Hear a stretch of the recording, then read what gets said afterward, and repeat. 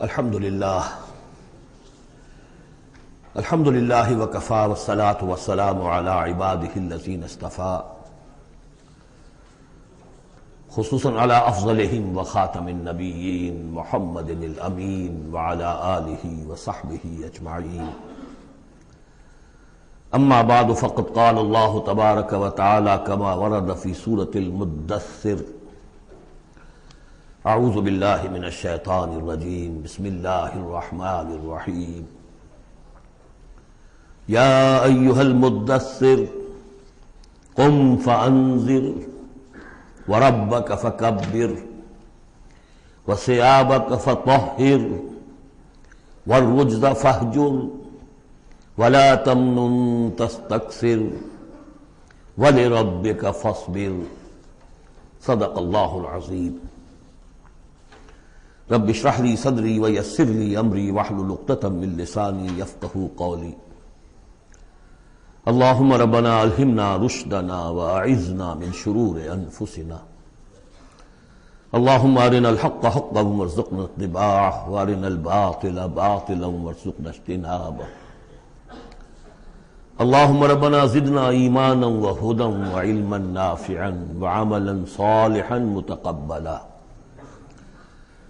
اللہم ربنا آنس وحشتنا فی قبورنا وارحمنا بالقرآن العظیم اللہم اجعلہ لنا اماما ونورا وہدا ورحمہ اللہم ذکرنا منہ ما نسینا وعلمنا منہ ما جہلنا وارزقنا تلاوتہ آناء اللیل واطراف النہار واجعلہ لنا حجتا یا رب العالمین آمین۔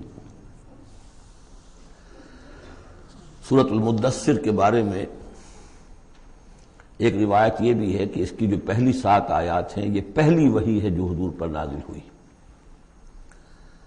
اور یہ ایک چونکہ صحابی کی رائے ہے لہذا اس کا ذکر کرنا مناسب ہے، لیکن یہ کہ یہ کنسنسس جس پر ہے وہ یہی ہے کہ یہ پہلی نہیں ہے بلکہ پہلی وحی جو آپ پر آئی وہ سورہ علق کی ابتدائی 5 آیات ہیں۔ مغالطہ اس وجہ سے ہوا ہے کہ سورہ علق کہ نزول کے بعد جو اس کی آیات ہے شروع کی 5 اور اغلباً سورہ نون کی پہلی 7 آیات، پھر سورہ مزمل کی 10 آیات، ان کے نزول کے بعد پھر کچھ وقفہ رہا ہے۔ اس وقفے کے دوران جو ہے حضور پر خاصی طبیعت کے اندر بے چینی کی کیفیت طاری رہی۔ آپ چاہتے تھے کہ جلد از جلد یہ قرآن نازل ہو، لیکن اللہ تعالیٰ کی اپنی ایک مشیت تھی، اپنی حکمت کے تحت اس نے اس کا نظام بنایا تھا۔ اسی دوران میں اللہ تعالیٰ نے حضرت اسرافیل کو حضور کی تعلیم پر مامور کر دیا تھا، یعنی تعلیم جو ہے حضور کی وہ دنیاوی طریقے سے نہیں ہوئی کہ کسی کے سامنے زانو تلمس طے کیا ہو، الف باتا سیکھا ہو اور پھر اس کے بعد کتابیں پڑھی ہو، نہیں، اس اعتبار سے آپ امی محض تھے، دی ان لیٹرڈ ون۔ ہم یہ نہیں کہیں گے کہ آپ معاذ اللہ ثم معاذ اللہ جاہل تھے، نہیں، لیکن یہ کہ آپ نے اس طریقے سے تعلیم حاصل نہیں کی تھی جیسے کہ دنیا میں ہوتی ہے، لیکن یہ کہ شوق جو قرآن مجید کا آپ کو تھا اس کی وجہ سے آپ کو جلدی، اور جب یہ وقفہ ہوتا تھا تو بہت شام گزرتا تھا، اور تعلیم اس دوران میں ہو رہی ہے حضرت اسرافیل کے ذریعے۔ پھر وہ واقعہ پیش آیا جو پہلے بھی میں آپ کو بتا چکا ہوں کہ حضور فرماتے ہیں کہ اپنی اسی شش و پنج میں جبکہ مجھ پر صدمے کی کیفیت تھی، میں ایک روز غار حرا سے نیچے اتر رہا تھا کہ آواز آئی یا محمد۔ میں نے ادھر ادھر دیکھا، دائیں بائیں پیچھے سامنے کوئی نظر نہیں آیا، تو کچھ خوف سا طاری ہوا طبیعت پر، بربرائے طب بشری۔ تھوڑی دیر چند قدم آگے گیا، پھر یا محمد، پھر وہی کیفیت ہوئی میرے ساتھ۔ اب زیادہ تشویش لاحق ہو گئی، کوئی نظر نہیں آ رہا، پکار رہا ہے کوئی۔ تیسری مرتبہ یا محمد کہا تو اچانک آپ کی نگاہ اٹھی تو حضرت جبرائیل، وہی فرشتہ کہ جو غار حرا میں آیا تھا، اس کو آپ نے دیکھا کہ وہ پورے افق پر اس طریقے سے ہے کہ پورا افق اس سے بھر گیا ہے، اصل ملک کی صورت میں دیکھا۔ غار حرا میں کس کیفیت میں آیا تھا یہ بعد میں آپ کو بتاؤں گا۔ لیکن یہ کہ وہ مشابہت تو ایسی تھی کہ حضور نے پہچان لیا کہ یہ وہی فرشتہ ہے جو غار حرا میں آیا تھا، لیکن یہ کہ شکل یہ بالکل مختلف، یہ اصل ملک کی شکل تھی جس کو دیکھا ہے آپ نے ان آنکھوں سے۔ تو اس پر آپ پر دہشت طاری ہوئی ہے اور آپ گھر آئے ہیں، اور آپ پر کپ کپ اسی طاری تھی جیسے پہلی وحی کے وقت ہوئی تھی کیفیت، وہی اس کے بعد بھی ہوئی ہے۔ پھر یہ سورہ مدثر کی یہ 7 آیات آپ پر نازل ہوئی۔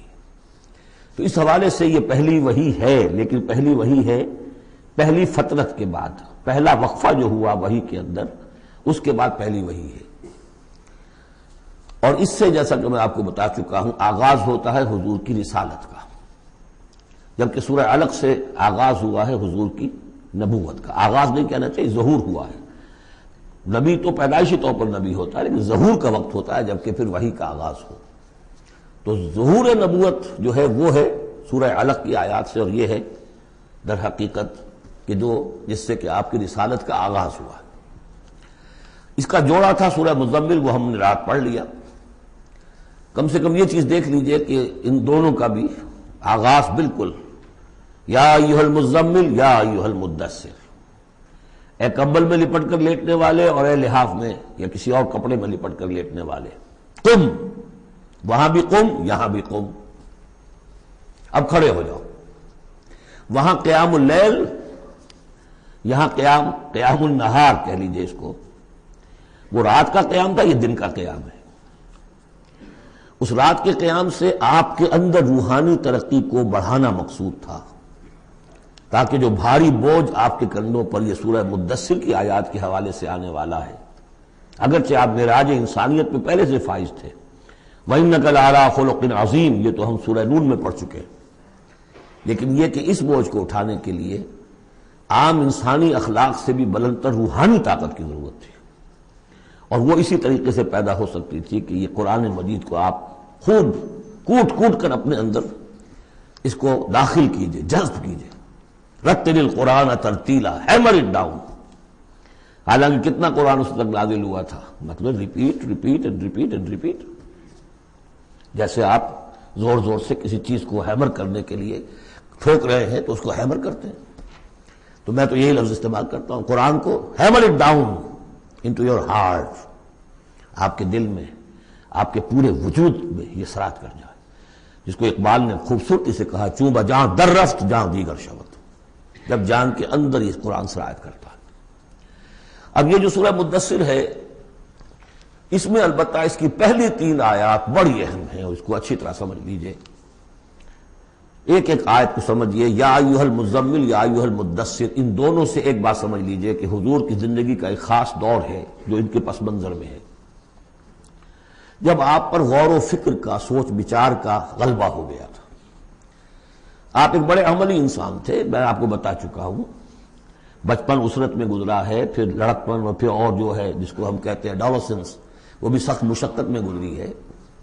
پھر آپ نے کاروبار کیا ہے تو ایک سمجھیے کہ ملازم کی حیثیت سے یا عامل کی حیثیت سے کیا ہے، سرمایہ آپ کے پاس تو تھا نہیں، سرمایہ دوسروں کا ہوتا تھا۔ پھر ایسا ہوا ہے کہ اللہ تعالیٰ نے حضرت خدیجہ رضی اللہ تعالیٰ عنہا کا جو رجحان پیدا کر دیا، شادی ہو گئی، تو کم سے کم یہ کہ دنیاوی اعتبار سے، مالی اعتبار سے آپ اب اطمینان بخش صورت پیدا ہو گئی۔ پھر آپ نے کاروبار کیا، کھل کر کاروبار کیا، لیکن اچانک حضرت عائشہ صدیقہ فرماتی ہیں جب آپ کی عمر شریف 40 برس کے لگ بھگ ہوئی تو آپ کے اندر خلوت گزینی محبوب ہو گئی، حبب الیہ خلا، ملنا جلنا اب طبیعت مائل نہیں ہے۔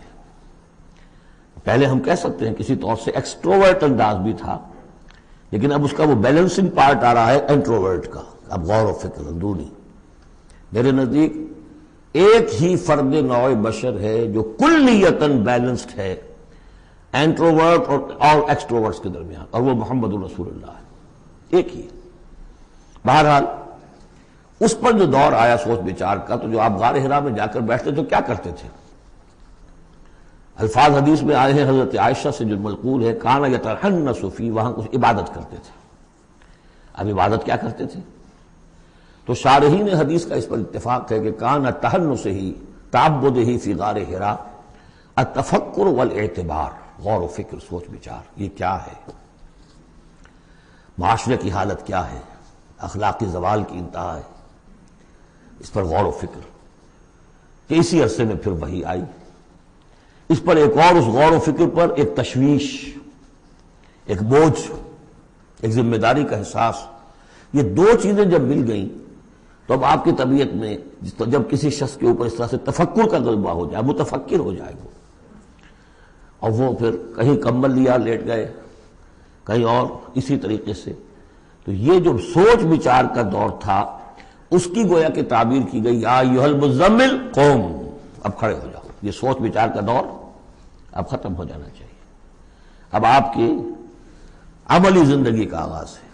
یا ایھا المدثر قم، وہ قیام اللیل، یہ قیام النہار. قیام النہار میں جو آپ کے ذمہ رسالت کی ذمہ داری ہے وہ کیا ہے؟ قم فانذر، خبردار کرو. اس پر ہم بہت غور کر چکے ہیں کہ نبی کی دعوت کے لیے سب سے اہم اصطلاح یہی ہے، انذار. سورہ انعام سے شروع ہو گیا تھا، قل اوحی الی ھذا القرآن لانذرکم بہ ومن بلغ، کہہ دیجئے یہ قرآن مجھ پر وحی کیا گیا ہے تاکہ میں اس کے ذریعے سے تمہیں خبردار کروں. تو خبردار کرنا کہ یہ نہ سمجھو کہ بس یہ جیسے حیوانات ہیں یہاں پیدا ہوئے، چرا چگا، ختم ہو گئے، نسیہ منسیہ ہو گئے. تم حیوان نہیں ہو، کچھ اور ہو. تمہارے اندر اللہ نے اپنی روح پھونکی ہے، عظیم ترین امانت کائنات کی، جسے نہ پہاڑ اٹھا سکے نہ آسمان اٹھا سکے. وہ امانت ہے جو تم نے اٹھائی ہے، اور اس امانت کی جواب دہی ہے، ذمہ داری ہے، اس کی اکاؤنٹیبلٹی ہے. تمہیں سب کو مرنے کے بعد اٹھا لیا جائے گا. واللہ لتموتن کما تنامون ثم تبعثن کما تستيقظون ثم لتحسبن بما تعملون ثم لتجزون بالاحسان احسانا وبالسوء سوءا وانها لجنة ابدا او نار ابدا. یہ ہے انذار. نبی کی دعوت کا نقطہ آغاز انذار آخرت. لیکن اس کا ہدف کیا ہے؟ اس کا ہدف جو ہے کوئی خانقاہی نظام بنانا نہیں ہے. اس کا ہدف صرف کوئی تعلیم و تعلم کا نظام قائم کرنا نہیں ہے. ہدف کیا ہے؟ ربک فکبر،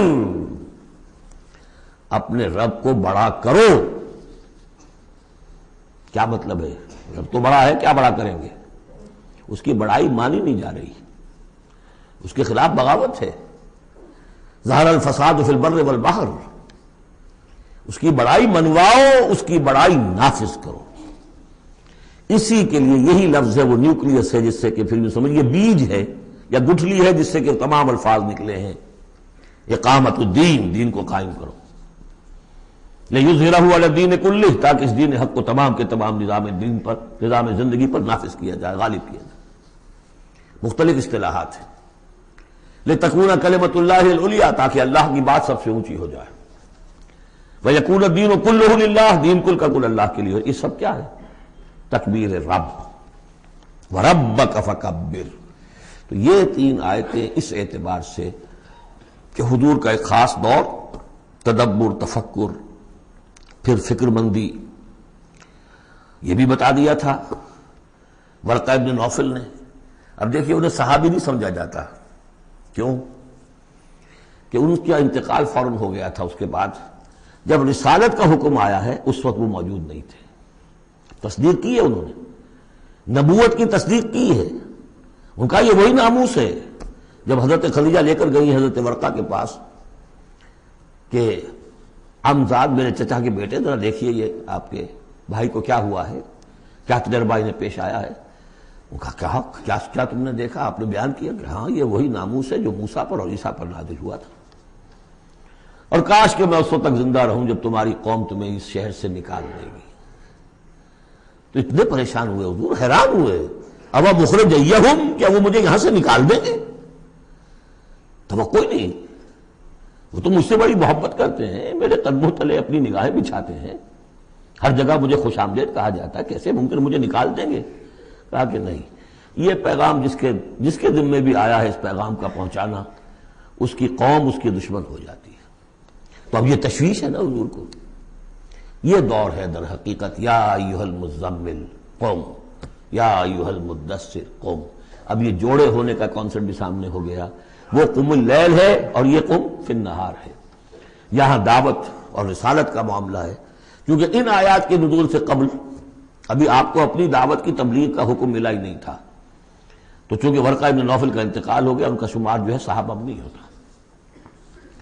اب اس کے بعد مزید جو آیات ہیں وَثِيَابَكَ فَطَهِّرْ، اپنے کپڑوں کو پاک کر رکھنے کا اہتمام کیجیے۔ اب ان کی بہت صوفیانہ طرز پہ بھی تعبیر کی گئی ہے۔ ثیاب سے مطلب جو ہے وہ کپڑے نہیں ہے صرف، بلکہ دل بھی ہے۔ وَالرُّجْزَ فَاهْجُرْ، ہر قسم کی گندگی سے، گندگی ظاہری ہو اور یا باطنی ہو، باطنی گندگی ہے کہ اللہ کے سوا کسی اور سے لو لگی ہوئی ہو، اس شرک کو اندر سے کاٹیے، اور کوئی نجاست ہے تو اس کو باہر سے صاف کیجیے۔ وَلَا تَمْنُنْ تَسْتَكْثِرْ، اور دیکھیے ایسا نہ کیجیے کہ کسی پر احسان دھرے کہ آپ کو جواب میں اس سے بھلا خیر کوئی ملے۔ آدمی کرتا ہے میں دے رہا ہوں یہ ملے گا واپس، یہ بھی کبھی دے گا، آپ اس کو زیادہ چاہنے کی توقع بھی نہ دیجیے۔ یہ تو عام ترجمہ کیا گیا ہے، لیکن مجھے پسند ہے جو مولانا اصلاحی صاحب نے ترجمہ کیا ہے۔ وَلَا تَمْنَنْ، منن کے معنی توڑنے کی بھی ہوتے ہیں، کاٹ دینا۔ وَلَا تَمْنُنْ، دیکھو اپنی اس جد و جہد کو، اپنی اس جو بھی آپ کے ذمہ فرض منصبی عائد کیا گیا ہے اس کے ضمن میں اپنی کوشش کو منقطع نہ کر دینا، جو بھی حالات ہوں جاری رکھنا۔ تستکثر، بہت بڑے نتیجے نکلیں گے انشاءاللہ، کثرت کے ساتھ آپ کو وقت تو لگے گا، لیکن یہ کہ پھر آپ کا جو ہے بول بالا ہوگا۔ وَلِرَبِّكَ فَاصْبِرْ، اور اپنے رب کے لیے صبر کیجیے۔ اور یہ میں عرض کر چکا ہوں، صبر کے ساتھ لام آ جائے تو انتظار کیجیے، اپنے رب کے حکم کا انتظار کیا کیجیے، جو بھی حکم آئے اس پر عمل کیجیے۔ یہ 7 آیات ہیں۔ تو یوں سمجھیے کہ اس سورت کا ایک خاص جو ہے مناسبت قائم ہوتی ہے سورہ علق سے۔ اس سورت کے بھی 3 حصے ہیں، کل ہم دیکھیں گے انشاءاللہ۔ اس سورت کے بھی 3 حصے ہیں۔ پہلے حصے میں تو حضور سے یہ خطاب آ گیا، مکمل ہو گیا 7 آیات میں۔ اب اس کے بعد 3 آیات میں قیامت کا نقشہ کھینچا گیا۔ فَإِذَا نُقِرَ فِي النَّاقُورِ، جب سور میں پھونکا جائے گا، فَذَلِكَ يَوْمَئِذٍ يَوْمٌ عَسِيرٌ، تو وہ دن بہت سخت دن ہوگا۔ عَلَى الْكَافِرِينَ غَيْرُ يَسِيرٌ، کافروں پر وہ ہلکا نہیں ہوگا۔ یہ وہی دن ہے جس کے بارے میں سورہ مزمل میں ہم پڑھ چکے ہیں۔ یومًا یجعل الولدان شیبا السماء منفطر بہ، پھٹ پڑنے کو ہے آسمان اس کے ساتھ، اور وہ دن ایسا ہے کہ جو بچوں کو بوڑھا کر دے گا۔ اور تیسرا حصہ وہی ذرنی، جیسا کہ سورہ مزمل میں بھی ہم دیکھ چکے، سورہ نور میں بھی دیکھ چکے۔ وَذَرْنِي وَمَنْ خَلَقْتُ وَحِيدًا، چھوڑیے مجھ کو اور اس کو جس کو میں نے بنایا ہے اکلوتا، اکیلا۔ اس کے بارے میں اجماع ہے کہ یہ آیات جو ہیں ولید بن مغیرہ کے لیے نازل ہوئی۔ بڑی جائیدادیں تھیں اس کی، دونوں شہروں میں، قریتین عظیم جو ایک مکہ اور ایک طائف ٹوین سٹیز تھی، اور اس کی جائیداد، اس کے باغات، پیسے بہت، اللہ نے اولاد بہت دی تھی۔ خود یہ اکلوتا تھا اپنے ماں باپ کا، وحیدہ بنایا میں نے اسے، اکیلا تھا وہ۔ وَجَعَلْتُ لَهُ مَالًا مَمْدُودًا، اور اسے میں نے بہت سا مال دے دیا جو پھیلا ہوا مال ہے، شہروں کے اندر جائیداد ہے بکھری ہوئی ہے۔ وَبَنِينَ شُهُودًا، اور بیٹے میں نے دیے اسے جو اس کے نگاہوں کے سامنے رہتے ہیں۔ یہ بھی کسی شخص کی توانگری اور مرفہ الحالی کی علامت ہے کہ بیٹے اس کی نگاہوں کے سامنے ہوں، وہ ایکسپورٹ نہ ہو گئے ہوں امریکہ اور یورپ، معلوم ہوا کہ وہ تو گئے ہوئے ہیں بیٹے، ان کو دیکھنے کو بھی آنکھیں ترستیاں ہیں، سمجھے آپ، وہ تو پھر معلوم ہوا کہ کوئی بڑی ہی پتلی حالت ہے۔ شہودہ، بیٹے سامنے موجود ہیں۔ وَمَهَّدتُّ لَهُ تَمْهِيدًا، میں نے اس کے لیے خوب بستر بچھا دیا تھا، خوب تمہید کی تھی۔ ثُمَّ يَطْمَعُ أَنْ أَزِيدَ، پھر وہ چاہتا ہے کہ میں اور بھی دوں اسے، کلا، بس اب نہیں۔ إِنَّهُ كَانَ لِآيَاتِنَا عَنِيدًا، یقیناً وہ ہماری آیات کا مخالف اور دشمن بن گیا۔ وہ یہ تھا کہ ذہین بھی بہت تھا یہ شخص، اور یہ محسوس کرتا تھا کہ جو وہ محمد کہہ رہے ہیں ٹھیک ہے، لیکن یہ کہ یہ ساری میری جائیدادیں، میرے رشتے، میری دوستیاں، میری چودراہٹ، اس سب کا رسک میں کیسے لے لوں؟ تو یہی وہ شخص ہے جو سب سے زیادہ کمپرومائز کے لیے آپ پر زور ڈالتا تھا کہ محمد اس طرح نہ کرو، کچھ نہ کچھ اپنی بات منوا لو، کچھ لوگوں کی مانو۔ یہ جو رفت پڑ رہی ہے، a house divided amongst itself can not stand, قریش جو ہیں آپس میں تقسیم ہو جائیں گے تو پھر ہماری حیثیت کیا رہے گی؟ بہت مدبر انسان تھا، ایسا نہیں تھا کہ، تو یہ اس کی ساری ذہانت اور فطانت جو ہے، جس کو آپ ورلڈلی وائز کہتے ہیں، وہ بہت ذہین تھا اس اعتبار سے، اس دنیا کے حوالے سے۔ اور وہی شخص تھا، تو اس کا معاملہ یہ ہوا کہ ایک مرتبہ یہ کہیں گفتگو ہو رہی تھی بیٹھ کر چوپال میں کہ کیا کہیں ہم میں سے کوئی کہتا ہے یہ جادوگر ہے، کوئی کہتا ہے یہ شاعر ہے، باہر سے لوگ آتے ہیں، وہ جب سنتے ہیں مختلف قول تو وہ پریشان ہو جاتے ہیں، وہ سمجھتے ہیں کہ یہ خود پریشان ہے، جب یہ مختلف الخیال ہیں تو چلو میں خود جا کے اس شخص سے مل کر دیکھوں وہ کیا ہے۔ تو اس سے بہتر یہ کہ ہم ایکا کریں، ایک بات کہیں، تو اب یہ کہ کیا کہیں، اس پر مسئلہ پیدا ہو گیا۔ تو اب یہ کہ یہ گیا تھا حضور کے پاس بات کرنے، اور وہاں انہیں کچھ اندیشہ ہوا کہ یہ تو کچھ اثر ہو گیا، معلوم ہوتا بدل گیا۔ یہ واپس آیا ہے، پوچھا کہ کیا خیال ہے، کیا ہم اسے کہیں کہ شاعر ہے؟ کہ نہیں، میں شاعروں سے مجھ سے خوب واقف ہوں، جو محمد کلام پیش کر رہے ہیں وہ شعر نہیں، شاعر نہیں، کچھ اور چیز۔ اچھا ہم کاہن کہہ دیں انہیں؟ کہ نہیں نہیں، میری کاہنوں سے تعلقات ہیں، دوستیاں ہیں، میں جانتا ہوں کاہنوں کا کردار کیسا ہوتا ہے، کاہن کے قول کیسا ہوتا ہے، وہ ذو معنیین بات کرتے ہیں، ادھر بھی لگ جائے ادھر بھی لگ جائے، یہ کرتا ہے دو ٹوک بات۔ تو پھر کیا کہیں؟ ان کو یہ سمجھ میں آیا کہ یہ تو گیا، اس پر تو جادو چل گیا محمد کا۔ لیکن اس نے جب تیور دیکھے تو کہا، یہ کہا جا سکتا ہے کہ یہ جادو ہے جو منقول ہے، پیچھے سے چلا آ رہا ہے۔ اب یہ جو اس کی گفتگو میں جو اس کی رد و قدا ہوئی ہوگی، ضمیر نے ملامت کی، کچھ نے ضمیر کو دبایا، کچھ اپنی مصلحتوں کو سامنے رکھ کر جو بات، اس کا ایک نقشہ کھینچا گیا ہے یہاں، فصاحت و بلاغت کی انتہا ہے۔ سأرهقه صعودا، میں اسے چڑھائی چڑھواؤں گا، وہ عذاب جو ہم پہلے بھی پڑھ چکے ہیں، یسلکہ عذابا صعدا، وہ عذاب کے جو جس کی سختی اور شدت بڑھتی چلی جائے۔ انہ فکر وقدر، اس نے غور کیا، کچھ اندازہ کیا کہ حق کو ماننے کا کیا نتیجہ نکلتا ہے، نہ ماننے کا کیا نتیجہ نکلتا ہے، وہ بیلنس بنا رہا ہے اپنے ذہن میں۔ انہ فکر وقدر فقتل کیف قدر، تو ہلاک ہو جائے، کیسا غلط اس نے اندازہ ٹھہرایا۔ ثم قتل کیف قدر، پھر ہلاک ہو جائے، کیسا غلط اندازہ ٹھہرایا۔ ثم نظر، پھر اس نے ذرا دیکھا، جیسے کہ کہہ رہا غور و فکر، لوگ دیکھیں غور و فکر کر رہا ہے۔ ثم عبس وبصر، پھر ذرا وہ اپنا منہ بسورا اور ماتھے کے اوپر بھی کچھ وہ بل لے آیا۔ ثم ادبر واستکبر، اور پھر ذرا اس نے تکبر کے ساتھ اپنی پیچھے کو مڑا۔ فقال ان ھذا الا سحر یؤثر، اس نے کہا نہیں بس ٹھیک ہے، یہ جادو ہے جو چلا آ رہا ہے، محمد کا کلام جو ہے جادو ہے، جادو اثر تو ہے۔ ان ھذا الا قول البشر، لیکن ہے بہرحال یہ انسانی کلام، یہ جو محمد کا دعویٰ ہے کہ یہ اللہ کا کلام ہے، یہ نہیں۔ سأصلیہ سقر، اب اس پر جو اللہ کا غضب بھڑک رہا ہے، ان قریب میں اس کو ڈالوں گا آگ میں، وما ادراک ما سقر، اور تمہیں کیا معلوم کہ وہ سقر کیا ہے، لا تبقی ولا تذر، نہ باقی رہنے دے گی نہ چھوڑے گی، موت بھی نہیں آئے گی۔ لواحۃ للبشر، انسان کی کھال کو جھلس ڈالے گی۔ علیہا 19، اور اس پر 19 ہیں داروغہ، سرہنگ 19۔ یہاں تک تو یہ یوں سمجھیے کہ اسی آہنگ میں بات چلی آ رہی ہے، وہی چھوٹی چھوٹی آیتیں، وہی انداز، وہی فلو۔ آگے بڑی طویل آیت آ گئی ہے، یہ بالکل سورہ مزمل کی طرح ہے۔ وہاں جو طویل پھر آیت آئی ہے جس پر کہ ایک پورا رکوع مشتمل ہے، وہ بعد میں نازل ہوئی ہے۔ تو یہ آیت بھی بعد میں نازل ہوئی ہے۔ لوگوں نے کہا بھائی 19 کیا، کچھ تماشا بنا لیا لوگوں نے، اچھا بھائی 19 یہ فرشتے صرف وہاں، تو کوئی ڈر کی بات نہیں ہے۔ کسی نے کہا 10 کو تو میں نمٹ لوں گا، باقی کا تم بندوبست کر لینا، 19 ہی ہے نا، تو ایسی کون سی بڑی تعداد ہے۔ تو یہ جو استہزاء کا موضوع بنا ہے، اس پر یہ آیت اتری، وما جعلنا اصحاب النار الا ملائکہ، اور یہ جہنم کے جو داروغہ ہیں ہم نے وہ فرشتوں کو بنایا ہے، وہ انسان نہیں ہے جو تم یہ ایک ایک آدمی 10 کو سنبھال لے گا۔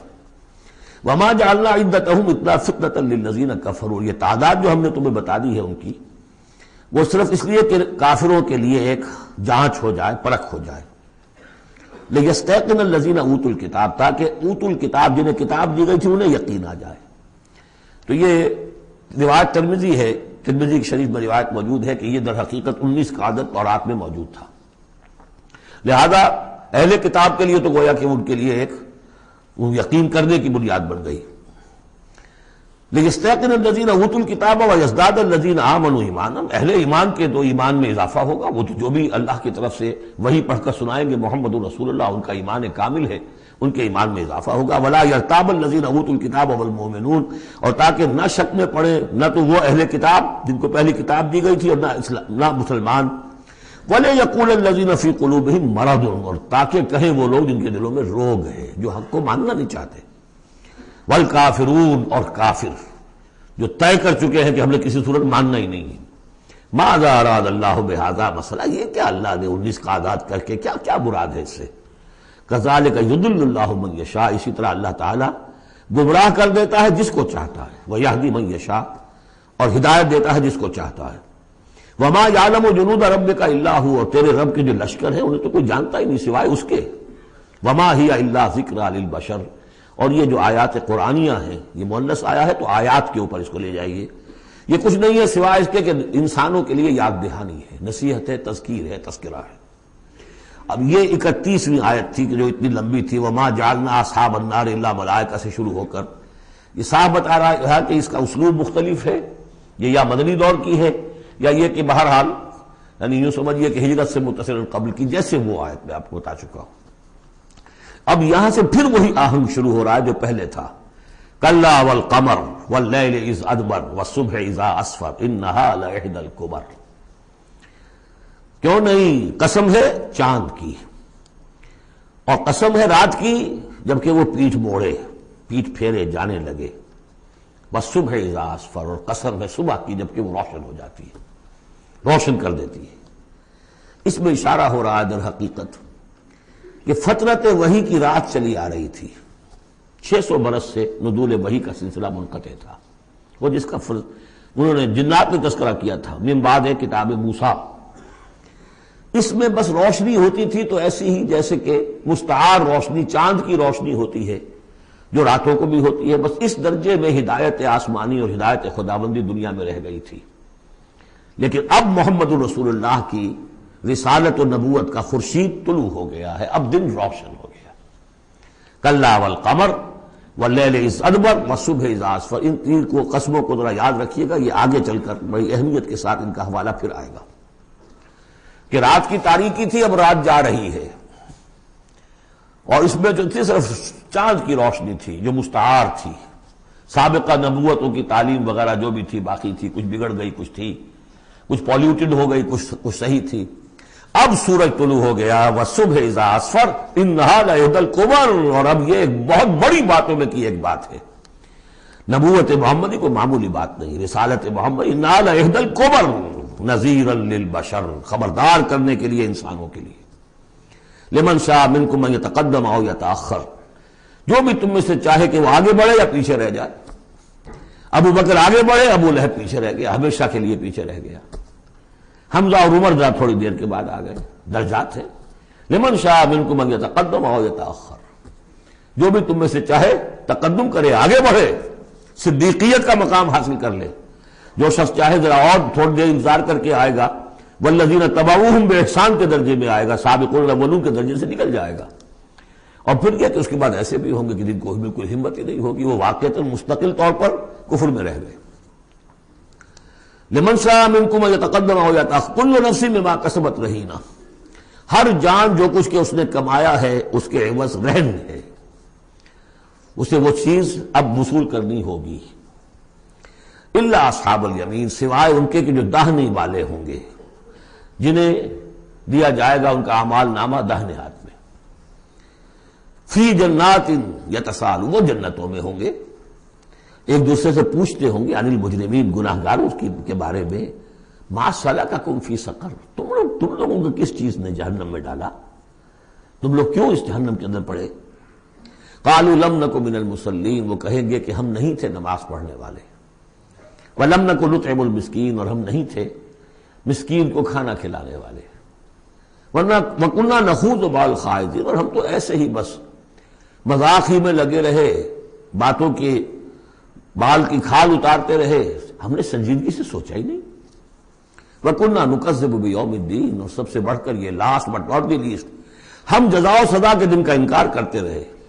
حتی اتانا الیقین، یہاں تک کہ موت کا وقت آ گیا. فما تنفعهم شفاعت الشافعین، تو اب ان کے لیے ہرگز نفع بخش نہیں ہوگی شفاعت کرنے والوں کی کوئی شفاعت. فما لهم عن التذکرۃ معرضین، تو کیا ہو گیا ان کو یہ تذکرہ، یہ ذکر، یہ قرآن جو محمد پیش کر رہے ہیں صلی اللہ علیہ وسلم، اسے اعراض کیوں کر رہے ہیں. کانہم حمر مستنفرہ، ایسے ہیں کہ جیسے یہ گدھے ہیں جو بلک گئے ہیں.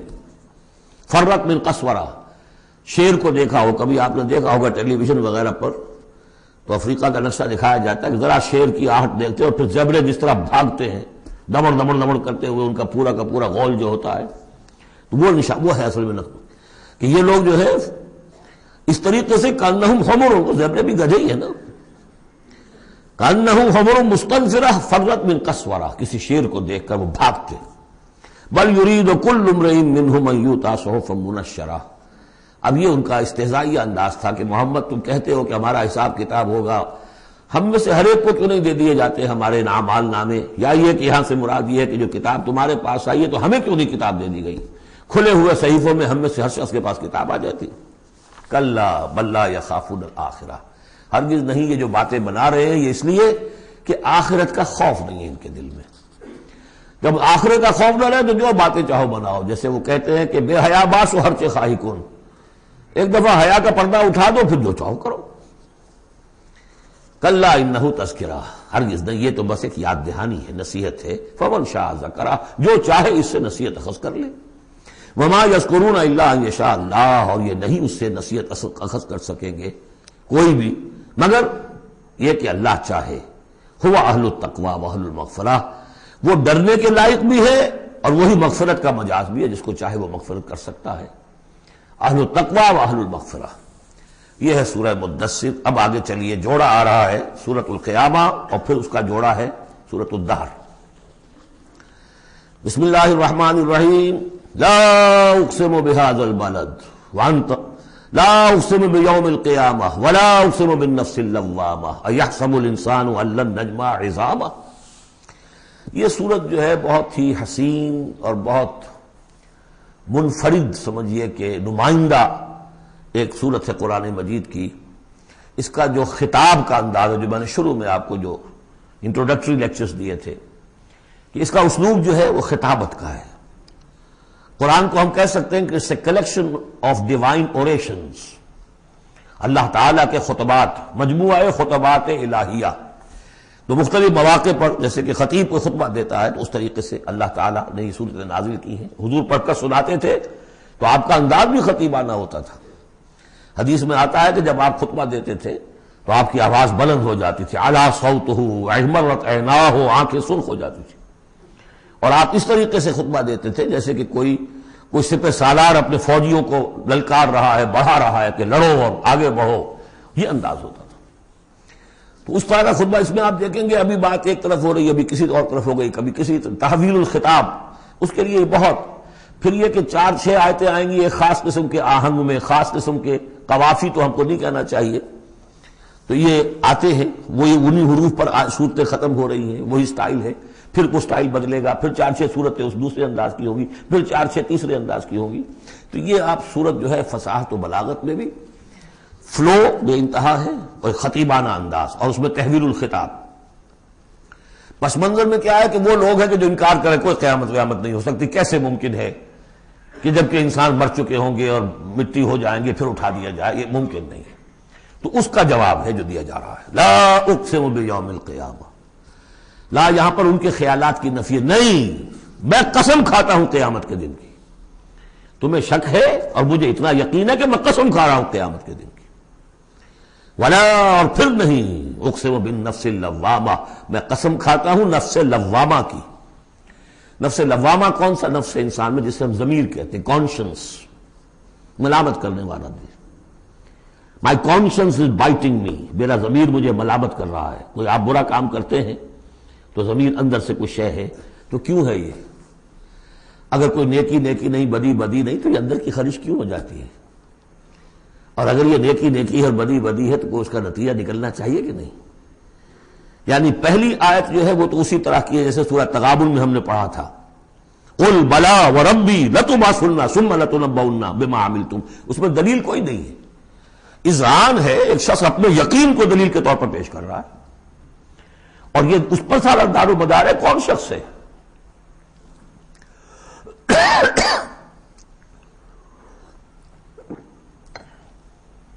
ایسا شخص کہ جس سے کبھی کوئی جھوٹ کا تجربہ کسی کو نہیں ہوا، وہ کہہ رہا ہے. سیرت و کردار جو ہے محمد رسول اللہ کی، وہ گویا کہ دلیل کی حیثیت رکھتی ہے اس قول کے پیچھے. لا اقسم بیوم القیامہ ولا اقسم بالنفس اللوامہ، یہ تمہارے اندر موجود ہے قیامت کی دلیل، تمہارا ضمیر، تمہارا کانشنس. ایحسب الانسان ان لن نجمع عظامہ، کیا انسان یہ گمان کرتا ہے ہم اس کی ہڈیاں جمع نہیں کر سکیں گے؟ بلا قادرین، کیوں نہیں، ہم پوری طرح قادر ہیں علی ان نسوی بنانا، یہاں کنہ محذوف سمجھنا چاہیے، بلا کنہ قادرین علی ان نسوی بنانا، بس کہ ہم اس کی ایک ایک پور کو برابر کر دیں گے۔ بل یرید الانسان لیفجر امامہ، اصل سبب جو ہے آخرت کے انکار کا وہ یہ ہے کہ انسان چاہتا ہے کہ فسق و فجور جس کا عادی ہو گیا اسے جاری رکھے، حرام خوری چھوڑنی نہیں، جس عیش کا خوگر ہو گیا ہوں اس کو چھوڑ نہیں سکتا، قیامت کو مانوں گا تو پھر دیکھنا پڑے گا کیا غلط ہے، کیا صحیح ہے، کیا جائز ہے، کیا ناجائز ہے۔ اس لیے جیسے کہ بلی کو دیکھ کر کبوتر آنکھ بند کر لے، اب ظاہر بات ہے کہ وہ بلی تو نہیں ختم ہو جائے گی، در حقیقت یہ قیامت سے آنکھیں چراتے ہیں، آنکھیں بند کر رہے ہیں، اس لیے کہ انہیں پتا ہے کہ ہم نے کیا آگے بھیجا ہے اور آگے بھی کرنے کا وہی ارادہ ہے۔ بل یرید الانسان لیفجر امامہ یسأل ایان یوم القیامہ، پوچھتا ہے بڑے استہزائی انداز میں، اچھا جی کب ہوگا یہ قیامت کا دن؟ تو جواب بھی اسی انداز میں ہے، یوم ہم علی النار یفتنون کی طرح۔ فرمایا فاذا برق البصر، جب وہ قیامت آئے گی نگاہیں چدھیا جائیں گی، خسف القمر، چاند بے نور ہو جائے گا، یا یہ کہ چاند دھس جائے گا سورج کے اندر، وجمع الشمس والقمر، اور سورج اور چاند یکجا کر دیے جائیں گے۔ یہ جو ہے کشش ثقل کا جو باہمی ثقل ہے ان کروں کا، اس کے نظام میں ذرا سی کہیں گڑبڑ ہو اور پھر تو یہ سب کے سب ایک دوسرے سے ٹکرائیں گے۔ فَإِذَا بَرِقَ الْبَصَرُ وَخَسَفَ الْقَمَرُ وَجُمِعَ الشَّمْسُ وَالْقَمَرُ يَقُولُ الْإِنسَانُ يَوْمَئِذٍ أَيْنَ الْمَفَرُّ، یہی انسان اس دن کہے گا ہے کوئی جگہ بھاگ جانے کی؟ کلا، نہیں، لا وزر، کوئی ٹھکانہ نہیں ہے۔ الی ربک یومئذ المستقر، اس دن تو تمہیں اپنے رب ہی کے حضور میں جا کھڑے ہونا ہے۔ ینبأ الانسان یومئذ بما قدم واخر، اور جتلا دیا جائے گا انسان کو اس دن جو کچھ اس نے آگے بھیجا ہوگا، جو پیچھے چھوڑا ہوگا۔ ہم اعمال نیک ہوں یا بد ہوں اس کا کچھ حصہ آگے بھیج دیتے ہیں اپنی زندگی میں، کچھ اس کے پیچھے جو اثرات چلتے ہیں اس کا حساب بھی بعد میں جاری رہتا ہے، وہ ڈیبٹ کریڈٹ جو ہے ہمارے کھاتے میں ہوتا رہے گا۔ تم نے یہ نیک کام شروع کیا تھا، آگے آگے پھیل رہا ہے، تو جو اور اس کام میں شریک ہے ان کا اجر بھی رہے گا، وہ پورا رہے گا، ان کے اجر میں سے کمی نہیں ہوگی، لیکن اتنا ہی حساب آپ کے کام میں بھی درج ہوتا رہے گا۔ اسی طریقے سے کسی نے برا کام شروع کیا تو ادھر تک جہاں تک اس کے اثرات جائیں گے تو انسان کو بتا دیا جائے گا یہ تو آپ نے اپنی موت سے پہلے آگے ہی بھیج دیا تھا، یہ تو آپ کے وہ اعمال ہیں، اور یہ ذرا وہ ہے پیچھے اس کے جو اثرات ہیں۔ بل الانسان علی نفسہ بصیرہ، اور انسان کو تو جتلانے کی ضرورت بھی نہیں ہوگی کہ بتایا جائے، ہر انسان کو خود معلوم ہوگا کہ میں کتنے پانی میں ہوں۔ انسان اپنے نفس پر خود بصیرت رکھتا ہے۔ وَلَوْ أَلْقَىٰ مَعَاذِيرًا، چاہے کتنے ہی وہ بہانے پیش کرے۔ ہوتا ہے کہ انسان کوئی شخص جو ہے بڑا چرب زبان ہے اور وہ اپنے آپ کو بالکل ریشنلائز کر لیتا ہے اپنے طرز عمل کو، میں نے ٹھیک کیا، صحیح کیا، کوئی غلط بات نہیں ہے، عذرات موجود ہیں، تو معترضین کی تو زبان بند ہو جاتی ہے، اب کچھ نہیں کہہ سکتے، لیکن یہ کہ اس کا دل اس کو بتا رہا ہوتا ہے کہ تو جھوٹا ہے۔ بل الانسان علی نفسہ بصیرہ ولو القیٰ معاذیرہ لا تحرک بہ لسانک لتعجل بہ، عجلت والا مضمون یہ بالکل ابتدا میں یہاں آیا تھا۔ اے نبی آپ اس قرآن کے، اب دیکھیے اب گفتگو حضور سے شروع ہو گئی، ابھی تک انسان جو منکرین تھے ان کی بات ہو رہی تھی، شروع میں امامہ، عظامہ، قیامہ، اور اس کے بعد بصر، قمر، مفر، وزر، مستقر، اب یہ پھر اس کے بعد بصیرہ، معاذیرہ، اب اس کے بعد اور بدل رہے ہیں۔ لا تحرک بہ لسانک لتعجل بہ، آپ اس قرآن کے ذریعے سے قرآن کے ساتھ اپنی زبان کو تیزی سے حرکت نہ دیں کہ جلدی سے آپ اس کو یاد کر لیں۔ ان علینا جمعہ وقرآنہ، ہمارے ذمے ہے اس کو جمع کر دینا اور پڑھوا دینا، جمع بھی کر دینا کہ اس میں سے کوئی حصہ جو ہے آپ بھولیں نہیں، اور قرآن بھی اس کی ترتیب بھی ہم بتاتے جائیں گے کہ اب جو وہی آئی ہے اس کو کہاں رکھنا ہے تاکہ اس کی ترتیب معین ہو جائے۔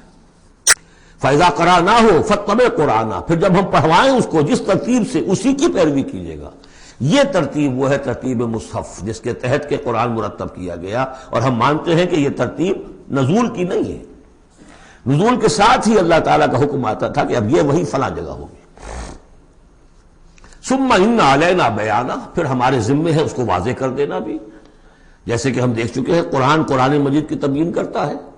سورہ نساء میں 2 احکام کے بارے میں آئے گا، یستفتونک، اور حالانکہ وہ حکم آ چکا ہے سورہ نساء میں پہلے، لیکن لوگوں نے سوال کیا تو قل اللہ یفتیکم فی الکلالہ، تو جاؤ اللہ واضح کر دیتا ہے، تم بلا بھی واضح نہیں ہوئی کلالہ کی بات، لوگ وعدہ کر دیتا. تو قرآن کے اندر بھی بعد میں واضح کر دی گئی چیزیں، اور یہ کہ پھر حدیث جو ہے سب سے بڑی شے ہے کہ جو اس کی بیان کرنے والی ہے. وہ جو انزلنا الیک الذکر لتبین للناس ما نزل الیہم، یہ ذکر ہم نے اے محمد آپ پر نازل کیا ہے تاکہ آپ واضح کریں اس کو ان لوگوں کے لیے جن کے لیے ہم نے اسے نازل کیا ہے. نازل آپ پر کیا ہے، صرف آپ کے لیے تو نہیں کیا ہے آپ پر، نازل کیا ہے لوگوں کے لیے. اب ان کو واضح کرنا، اس کے اندر کہیں اگر کوئی اشکال ہو تو اسے حل کرنا، کہیں کوئی اگر اجمال ہے تو اس کی تفصیل بیان کرنا، یہ آپ کا کام. کلا بل تحبون العاجلہ، کوئی نہیں، تمہارا اصل مرض یہ ہے کہ تم عاجلہ سے محبت کرتے ہو، یہ اس دنیا کی زندگی سے محبت کرتے ہو. دیکھیے اب پھر خطاب شروع ہو گیا کفار سے. وَتَذَرُونَ الْآخِرَةَ، اور آخرت کو تم چھوڑ دیتے ہو، نظر انداز کر دیتے ہو. وجوہ یومئذ ناظرہ، حالانکہ بہت سے چہرے اس دن ہوں گے تر و تازہ. میدان قیامت میں کھڑے ہوں گے تو جیسے اسکول چلڈرن کھڑے ہوتے ہیں اپنا رزلٹ سننے کے لیے، تو بعضوں کے چہرے کھلے ہوتے پہلے سے معلوم ہے انہیں کیا کچھ کر کے آئے تھے، اور بعض کے چہروں کے اوپر دھواں ہے، اس لیے ہے کہ انہیں پتا ہے کہ کیا ہی کچھ نہیں تھا، فیل تو ہونا ہی ہونا ہے. تو چاہے اب رزلٹ ڈکلیئر نہیں ہوا، رزلٹ ان کے چہروں پر لکھا ہوا ہے. تو وجوہ یومئذ ناظرہ، بہت سے چہرے ہوں گے تر و تازہ، الی ربہا ناظرہ، اپنے رب کی طرف دیکھتے ہوئے. اس میں بعض لوگوں نے یہ کہا ہے کہ ناظرہ سے مراد ہے انتظار کر رہے ہوں گے اپنی رب کی رحمت کا، اس لیے کہ رؤیت باری تعالیٰ جو ہے وہ تو ممکن نہیں ہے کہ میدان حشر میں ہو جائے. لیکن میرے نزدیک انہی حضرات کی رائے زیادہ صائب ہے جو سمجھتے ہیں کہ رؤیت ہوگی. اہل ایمان کو عین میدان حشر میں بھی ایک درجے کی رؤیت باری تعالیٰ سے مشرف کیا جائے گا. یہ مضمون آ جائے گا سورہ مطففین میں، واضح ہو جائے گا. اس کے برعکس وجوہ یومئذ باسرہ، بہت سے چہرے ہوں گے اس روز سوکھے ہوئے، اترے ہوئے، اداس. تظن ان یفعل بها فاقرہ، ان کو یقین ہوگا کہ اب ان کے ساتھ وہ سلوک ہوگا جو ان کی ریڑھ کی ہڈیاں توڑ کے رکھ دے گا. کلا اذا بلغت التراقی، اب ایک نقشہ دکھایا جا رہا ہے. ایک تو بڑی قیامت ہے، فاذا برق البصر وخسف القمر وجمع الشمس والقمر یقول الانسان یومئذ این المفر. ایک تو وہ ایک قیامت ہے جو فرد کی قیامت ہے، موت جب آتی ہے، قیامت صغریٰ. کلا اذا بلغت التراقی، جب یہ جان آ کے پھنس جاتی ہے ہنسلیوں میں. وقیل من راق، کہا جاتا ہے کوئی جھاڑ پھونک کرنے والا. بڑے بڑے ریشنلسٹ بھی اس مرحلے پر آ کر، بابا ڈاکٹروں نے جواب دے دیا، حکیموں نے جواب دے دیا، چلو کوئی تعویذ گنڈا کچھ ہو کہیں سے، کوئی جھاڑ پھونک کوئی تو ہو، کسی طریقے سے ہو. تو آخری درجے میں وہ بھی انسان چیخ پکار کر لیتا ہے. قیل من راق، ہے کوئی جھاڑ پھونک کرنے والا.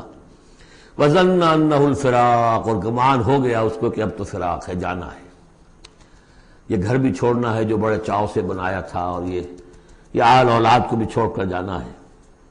والتفت الساق بالساق، اور وہ جو جان کندنی کا عالم ہوتا ہے تو پنڈلی پنڈلی سے لپٹ رہی ہے، جان نکلنی شروع ہوتی ہے جسم کے نچلے حصے سے.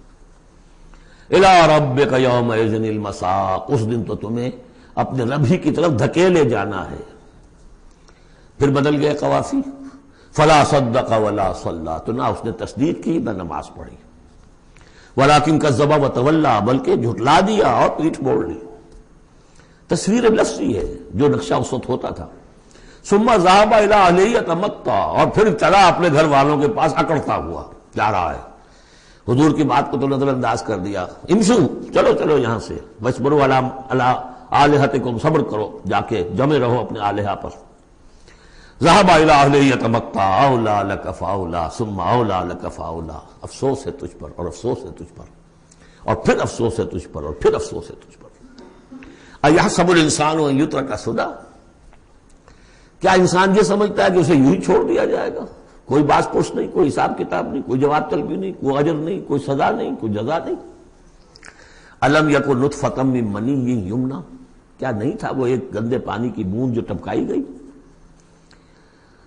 ثُمَّ كَانَ عَلَقًا، پھر وہ ایک جونک کے مانند تھا کہ جو رحم مادر کی دیوار کے ساتھ چمٹی ہوئی تھی.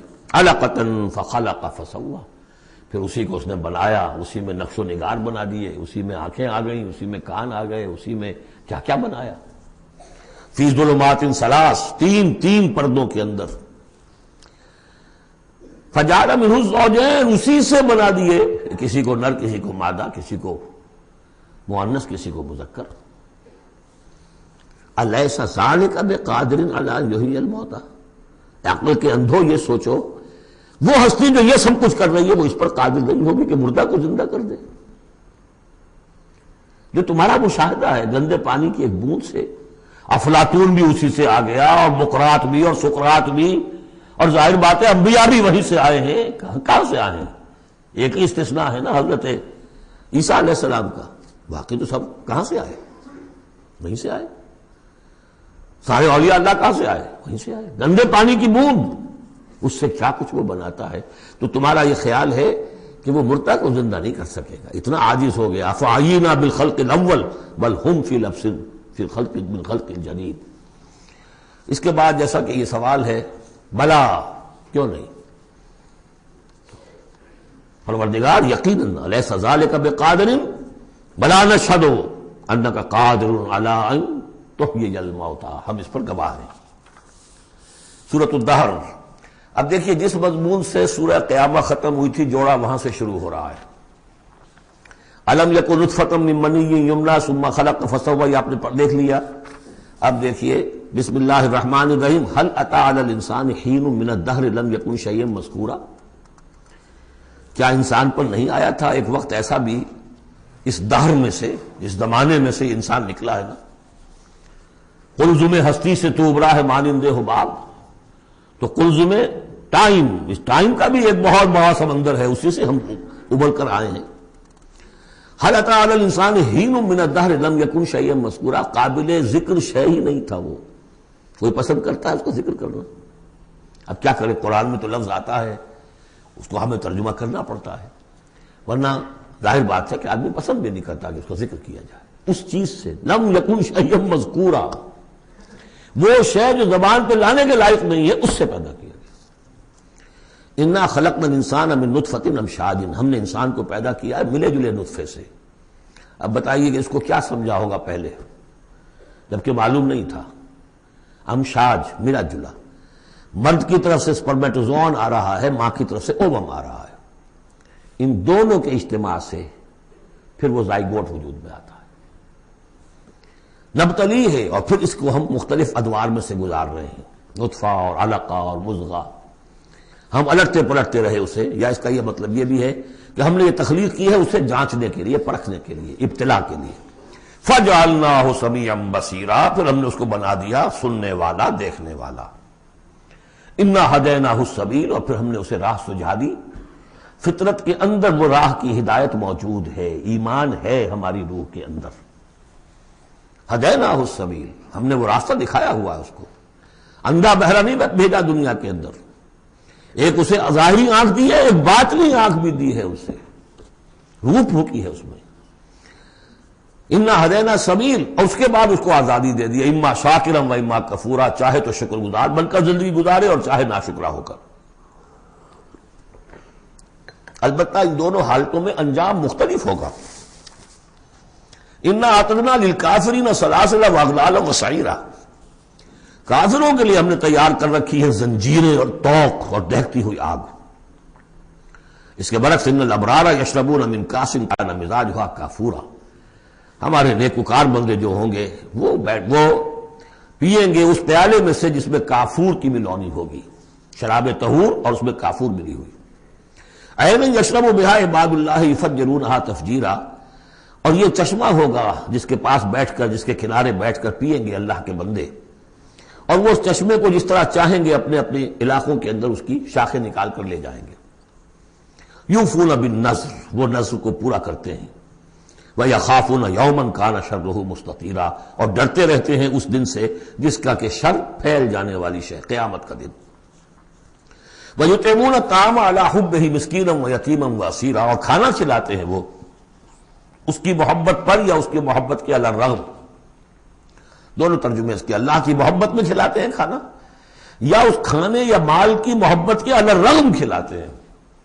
نفس میں تو اس کے بخل ہے، شوق ہے، لیکن یہ کہ اس شوق کے خلاف وہ کام کر رہا ہے، حل چلا رہا ہے اپنے اس دل کے اندر۔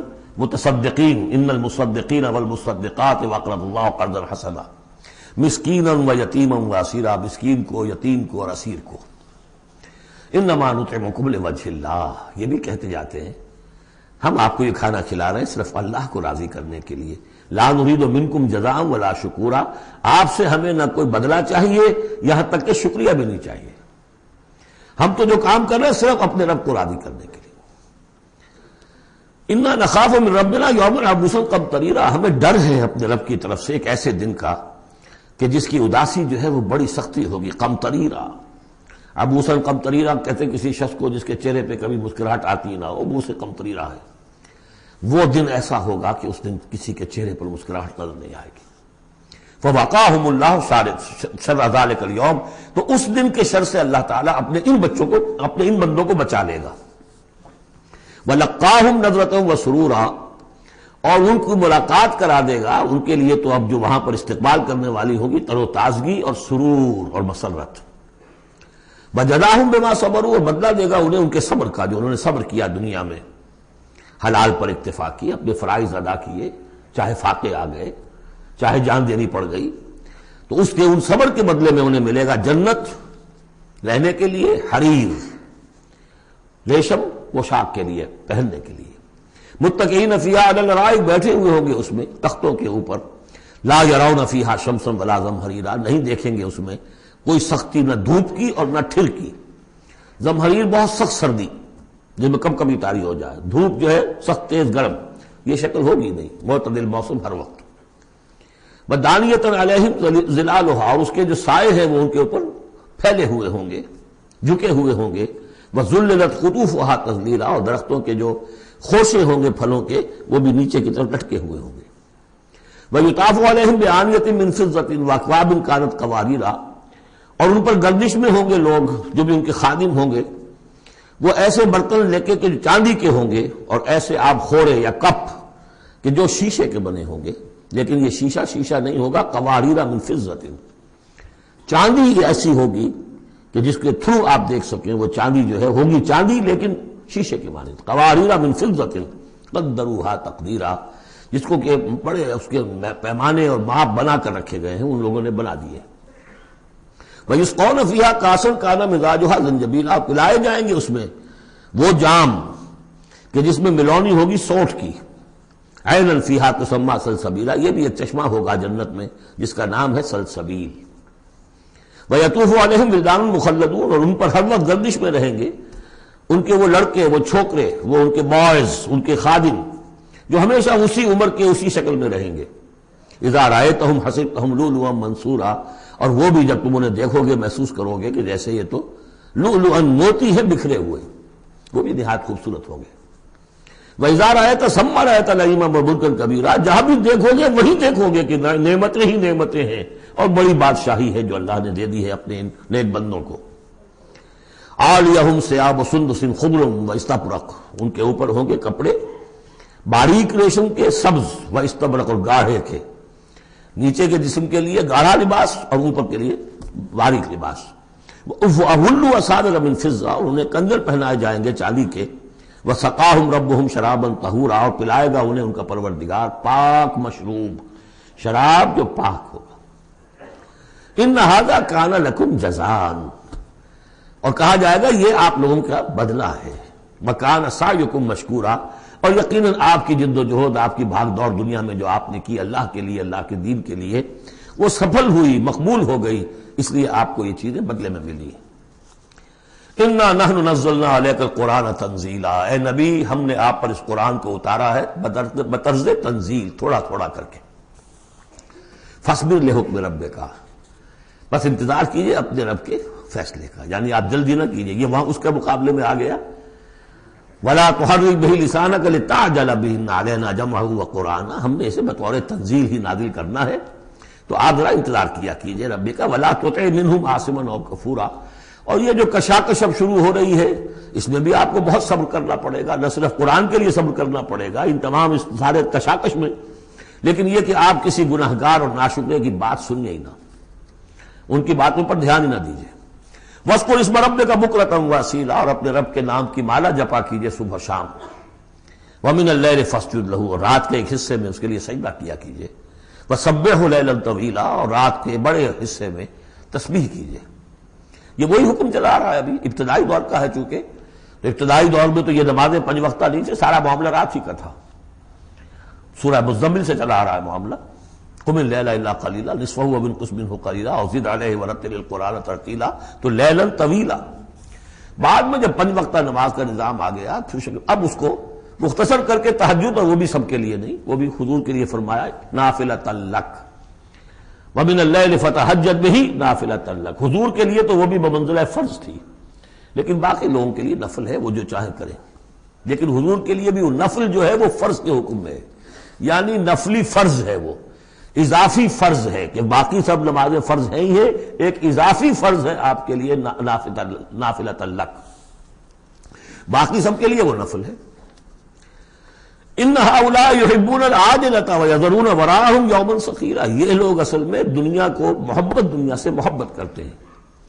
دیکھیے وہی مضمون آ گیا جو سورہ قیامہ میں، کلا بل تحبون العاجلة وتذرون الآخرة وجوہ یومئذ ناظرة إلى ربها ناظرة۔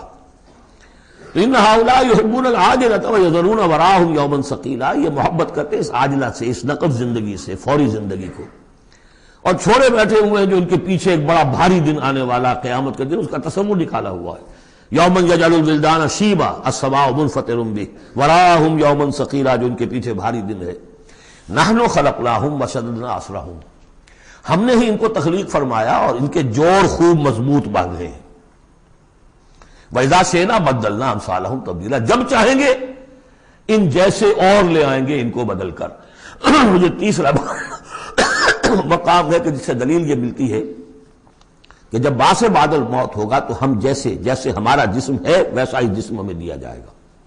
باقی وہ مفہوم بھی اس میں لوگ نکالتے ہیں کہ اللہ چاہے تو کسی ایک قوم کو ہٹائے دوسری کو لے آئے، لیکن میرے نزدیک کیونکہ تخلیق کے ساتھ ہے یہ، اس لیے نحن خلقناہم وشددنا اسرہم، پہلے جو ہم نے بنایا ان کے جوڑ بند ہم نے مضبوط کیے ہیں۔ وَإِذَا شِئْنَا بَدَّلْنَا أَمْثَالَهُمْ تَبْدِيلًا، ایسے ہی اور بنائیں گے۔ ان هذه تذکرہ، یقیناً یہ تو ایک یاد دہانی ہے، نصیحت ہے۔ فمن شاء اتخذ الى ربہ سبیلا، تو جو چاہے اپنے رب کی طرف، اپنے پروردگار کی طرف راستہ اختیار کر لے، سلوک، اللہ کی طرف سلوک، سیر الی اللہ، اللہ کی طرف آگے بڑھنا، تقرب الی اللہ، سیر الی اللہ، سلوک الی اللہ، مختلف اصطلاحات۔ وما تشاءون الا ان یشاء اللہ، اور تمہارے چاہے کچھ نہیں ہو سکتا جب تک کہ اللہ نہ چاہے۔ ان اللہ کان علیما حکیما، یقینا اللہ تعالی سب کو جاننے والا ہے، کمال حکمت والا۔ یدخل من یشاء فی رحمتہ، وہ داخل کرے گا اپنی رحمت میں جس کو چاہے گا۔ اب اس میں یشاء کا فاعل یہ بھی ہو سکتا ہے جو چاہے گا کہ داخل ہو، یعنی جو ہم نے سورہ بنی اسرائیل میں پڑھا تھا، ومن کان یرید الآخرۃ ومن اراد الآخرۃ وسعى لها سعیها وهو مؤمن، جس شخص نے آخرت کو اپنا اصل مقصود بنا لیا اور اس کے لیے محنت کی ویسی جیسی کہ اس کے لیے محنت کی جانی چاہیے اور وہ مومن ہو، فاولئک کان سعیہم مشکورا، ان کی سعی اور جہد جو ہے اللہ کے ہاں قبول ہوگی۔ تو دونوں اس کے ترجمے ہو سکتے ہیں، اللہ چاہے گا، اور ظاہر بات ہے کہ کوئی بھی کام ہو چاہے اس دنیا کا ہو آخرت کا ہو، ان دونوں مشیتوں کے ملنے سے ہوتا ہے۔ میں نے چاہا کہ اس شے کو اٹھاؤں، اللہ کا اذن ہوا تو میں اٹھا سکتا ہوں، ورنہ نہیں۔ تو کوئی کام بھی ہم نہیں کر سکتے۔ میں نے آپ سے عرض کیا تھا اہل سنت کے ہاں ہمارے اعمال بھی مخلوق ہیں اللہ کے، واللہ خلقکم وما تعملون، اللہ نے تمہیں بھی پیدا کیا اور جو تمہارے عمل ہیں ان کو بھی پیدا اللہ کرتا ہے۔ ہم کاسب اعمال ہیں اپنے نیت اور ارادے کی وجہ سے، لیکن خالق اعمال اللہ ہی ہے۔ وما تشاءون الا ان یشاء اللہ ان اللہ کان علیما حکیما یدخل من یشاء فی رحمتہ والظالمین اعد لهم عذابا علیما، باقی رہ گئے ظالم، گناہگار، مشرک، ان کے لیے تو اس نے خوب تیار کیا ہوا ہے بہت ہی دردناک، المناک، تکلیف دہ عذاب۔ اللہم اعذنا من ذالک، اللہم اجرنا من ذالک، ربنا تقبل منا انک انت السمیع العلیم وتب علینا انک انت التواب الرحیم۔ بارک اللہ لی ولکم فی القرآن العظیم ونفعنی وإیاکم بالآیات والذکر الحکیم۔